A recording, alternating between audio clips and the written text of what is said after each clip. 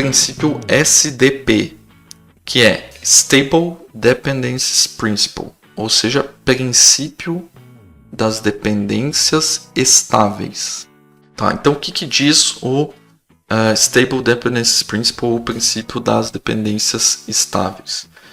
Diz que a gente precisa depender, criar as nossas dependências, os componentes devem depender de algo que seja o mais estável possível.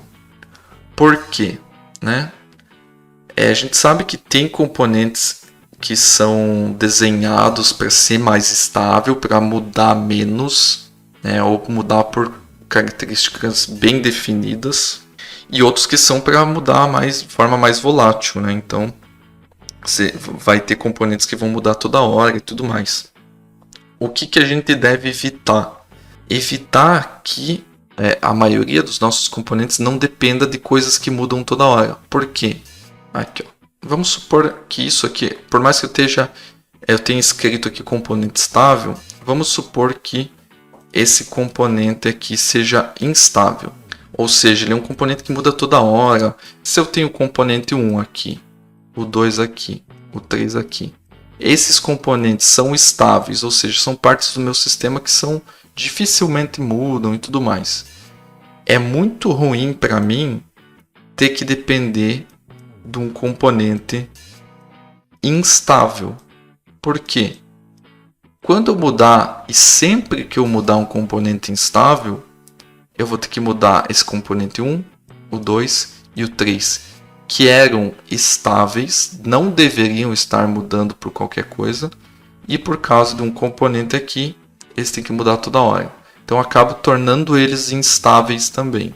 Pensando de outra ótica aqui, ó, mais baseado no que eu escrevi aqui em cima, então se eu tenho um componente estável aqui na base e outros componentes aqui, eu só vou ter que recompilar eles, distribuir eles novamente no momento que esse componente estável mudar. E se ele mudou é por um motivo bem definido, bem claro, né? Então, mudou uma entidade principal do sistema que faz parte desse componente X, e aí realmente vai impactar na vida real os outros componentes. E mudou drasticamente e eu tenho que fazer. Então faz sentido eu mudar isso aqui e consequentemente mudar as outras coisas, né? Mas tem um motivo claro, um motivo bom para fazer isso. E não por qualquer coisinha ou por um erro de dependência que eu cometi no momento que eu estava fazendo as ligações dos meus componentes. As ligações e as dependências entre componentes podem acontecer. O que não pode acontecer é você se perder quando você vai fazer essas ligações em fazer algo, criar uma dependência que não estava no planejado. Então, tive que ligar isso, um componente aqui que era estável com depender de um instável. E eu fiz isso de forma acidental. Então, isso vai gerar problemas. Tá? E é por isso que vem essa questão desse princípio das dependências estáveis, para você sempre tentar depender em direção da estabilidade. Se a gente vê uma árvore aqui, né, é sempre bom que o que estiver na base seja mais estável do que esteja em cima, ok?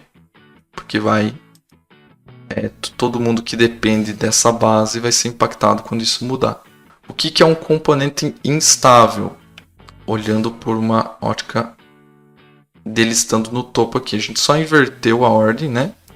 Se esse componente instável está aqui e ele está dependendo de outros componentes, esses componentes podem ser estáveis, beleza? Se ele é instável, é melhor que ele esteja longe de muitas dependências, que ninguém dependa muito dele. Então, o quanto mais no topo, por exemplo, desse diagrama ele estiver, melhor. Porque ele mudando, os outros componentes só vão mudar se alguém estiver vindo aqui e dependendo dele. Então, ele estando aqui, ele mudando, se não tiver ninguém dependendo dele, só ele muda, só ele gera um release, acabou. faz mais sentido. Você tentar não depender de componentes instáveis. A menos que você tenha dois instáveis, né? Aí que mudam na mesma proporção. E por algum motivo eles precisam ter essa relação, essa dependência. Aí não vai fazer muita diferença para você. O problema é, realmente, você ter um componente estável e você fazer essa dependência pelo instável. Como que eu violo aqui o SDP mostrando o diagrama que tinha no livro?